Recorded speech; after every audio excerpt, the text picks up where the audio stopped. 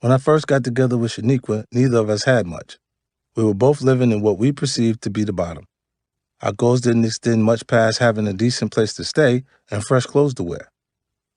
Then my situation changed, and I suddenly had resources at my disposal. A lot of resources. And I wanted to share them with Shaniqua. We weren't together anymore, but she was the mother of my son. She was with me before the fame, and I acknowledged and respected that. She saw me rise, and I wanted to help her find her own success. With that in mind, I would ask her, what do you want to do with your life? Did she want to go to school? Did she want to learn interior design? Fashion? I kept asking her to identify the occupation that would provide her with some kind of purpose that could provide both wealth and personal satisfaction. Not only would this be good for her personally, but I also wanted our son to be raised by someone who had a career of her own. But no matter how many times I asked, Shaniqua never had an answer for me. I'd bring up different possibilities and scenarios, but there was never a connection. It was incredibly frustrating. I didn't like sending a check every month to someone who didn't seem to have any interest in working. She might as well have been on welfare back in the hood. The only difference here was she was getting a bigger check from me than she would have from Uncle Sam. It finally came to a head one day when I was visiting her and Marquise one weekend. So what do you want to do? I asked her once again. She looked at me, rolled her eyes, and said, ain't nobody working if they don't have to. Oh shit, I sputtered. I suspected people thought that way, but no one had been ill enough to actually say it out loud in front of me. You already did it, she said firmly. So why should I have to do it too? I'm good. I don't mean to sound dramatic, but it was one of the most shocking conversations of my life. And I've had a lot of conversations people would consider shocking. I'm extremely serious about the value of hard work. I believe it creates not only success, but happiness too. You can never feel satisfied if you're not applying yourself to something you feel passionate about. When Shaniqua said, ain't nobody work if they don't have to, it was like she was dismissing everything I believed in. At that moment, I knew things would never be right between us. We just saw the world different ways. I was disgusted that she didn't want to work, and she was disgusted that I thought she should. I understand that she had the responsibility of raising our son largely on her own. I tried to apply less pressure on her when he was younger because of that. But once he was in his teens and didn't need someone holding his hand every second, I hoped Shaniqua would finally start to show some ambition. There was a period where she made some noise about getting into real estate. I thought that was a great idea. Atlanta was a growing market, and I offered to pay for the classes she would need to get her license. But after a few months, it was clear that the passion wasn't there. She wasn't excited walking into a house for her first time and envisioning all the possibilities for it, or by taking her older property, fixing it up, and flipping it for a profit. She just liked that being a real estate agent was something you could do from home. Of course, nothing ever happened. Looking back, I can see that the moment Shaniqua said, ain't nobody working if they don't have to, is when our relationship hit the point of no return.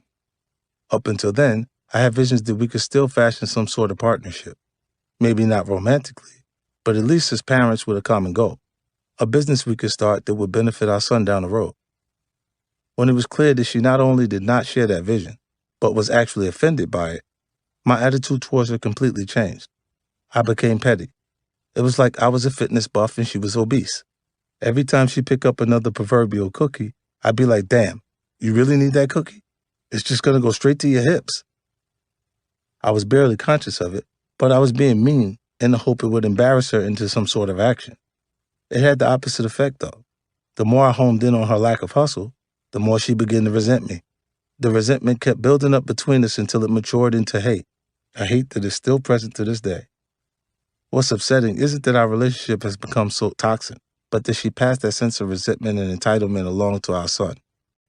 He'd been given every advantage in the world, far beyond most kids born in the ghetto, but he still feels like he's been somehow cheated or robbed by me. It's a scenario I never imagined I'd find myself in with my firstborn child. But here we are. Entitlement creates resentment. There have been a lot of disappointing moments in my relationship with Marquise over the past few years. But the lowest was when I saw him post a picture of himself with Kyle McGriff, the son of Kenneth Supreme McGriff. Without rehashing too much bad history, Kenneth McGriff was one of the biggest drug dealers in Queens, and the man the authorities believe was behind the attempt on my life. So by posing with his son, Marquise was basically co-signing an individual who might have tried to have his father killed. I had known Marquise resented me for a while, but I never imagined he would hate me so much that he'd allow himself to be used as a prop by my enemy. Someone recently sent me a quote from Benjamin Franklin that really resonated with me. Franklin's son had sided with the British in the Revolutionary War, despite the fact that his father was one of the leaders of the revolution. It messed with Ben Franklin for the rest of his life. He wrote, "Nothing has ever hurt me so much and affected me with such keen sensation as to find myself deserted in my old age by my only son, and not only deserted, but to find him taking up arms against me, and a cause wherein my good fame, fortune, and life were all at stake." Marquise might not have been literally taking up arms against me, but he was standing next to the son of someone who might have. I could recognize Franklin's pain. I spent a lot of time searching my soul, trying to understand what can make a son forsake his father like that. I've tried to put myself in Marquise's shoes. Just as he doesn't know what it's like to grow up under the circumstances I did, I don't know what it was like to grow up as the son of 50 Cent. Certainly on the surface, he had everything he wanted. But there must have been pressures and insecurities from being my son that I can't identify with. I accept that. I still can't see how those pressures and insecurities would force a child to go against his own father, especially a father who has provided everything for him.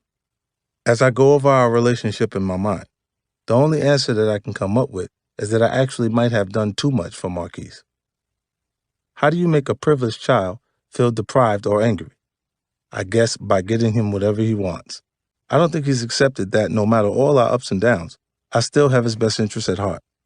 There's nothing that would make me feel better than to see him blossom. No Grammy, no Emmy, no picture on the cover of Forbes would mean more to me than seeing my son turn into the person I believe he can be.